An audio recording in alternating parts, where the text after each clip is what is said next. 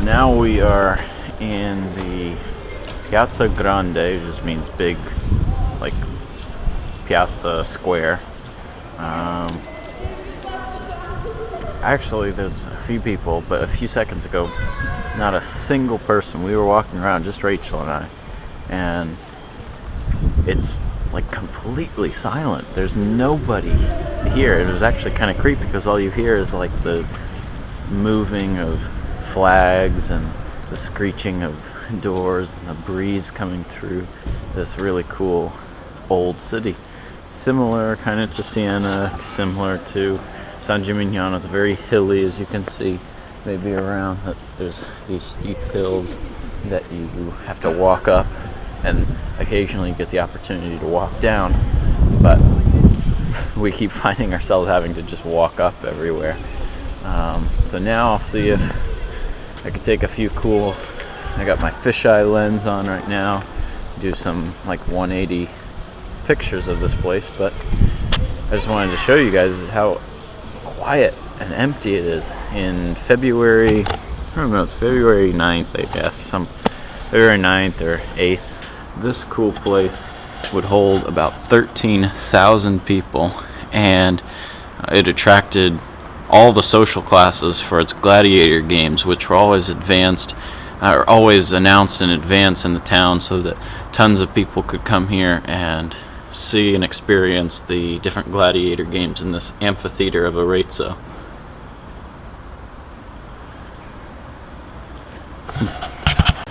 Alright, Rachel and I are on a very brisk walk from one end of Arezzo,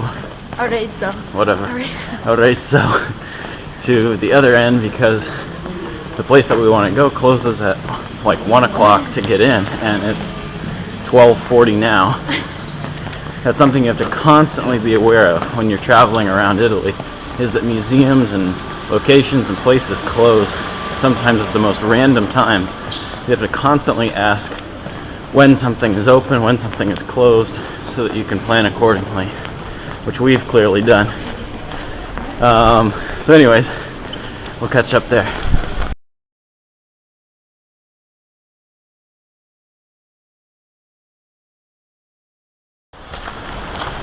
We've walked up to the top of the city now, and we found this huge, massive garden. Like, I think it's probably half the size of the entire city, and we can only see a tiny part of it right here. But you can see behind me, it's really green. It's like we're in New Zealand or Ireland, maybe. I don't know. Someplace that's green. Lord of the Rings. There we go. But anyways, we can now kind of see above the city. There's a really cool marble statue at the Duomo tower in the background, and there's just a lot of detail. That's probably the biggest thing being here that I've noticed, is you just see thousands and thousands of these little details, and you just know that behind every single one of those is a really long, interesting story. But there's just way too much to see and try and understand that even an entire lifetime of living here you can never do, let alone in 4 months of studying abroad. But you can see out here, there's just a few local people in this garden. Older people. Today, like I said, is a day where there's basically no one here. A few locals, that's it. And it really changes the entire experience that you have in a place like this when you're just sharing it with the people that have probably lived here their whole lives. A lot of people, when you talk to them, you ask them, have you ever been there? Have you ever lived in other places? And they say, no. Why would I live in other places? I live here. And I never really understood it, but at the same time, I've started to develop this understanding of why they would say that. Because, like I said, you can just try and study every detail in your whole life, still probably never see it all or understand it all.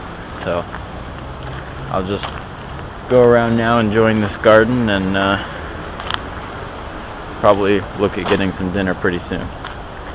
We just went into the coolest little shop that sold cheese and meat and panforte and a few other things. And so I asked for a sample of the tartufo pecorino, which is the truffle mushroom, and pecorino is kind of similar to a parmesan, but a little bit stronger. And you can kind of see it here, a close-up of the cheese. We both agree this is like nothing we've ever tried before. It's very, very good, very strong. This little bit I'm going to eat over the course of the next hour.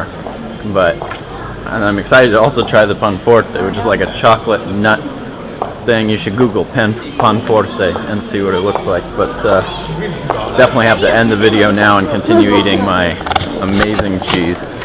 Now we're moving on to the next item. It's like chocolate panforte, and it has nuts in it. And panforte actually comes from Siena, one of the food items that originates from Siena. And so in the place where you got the cheese, I also got some of this, and it's probably equally as good as the cheese, just in the dessert category now. So if we keep doing this, we won't need dinner.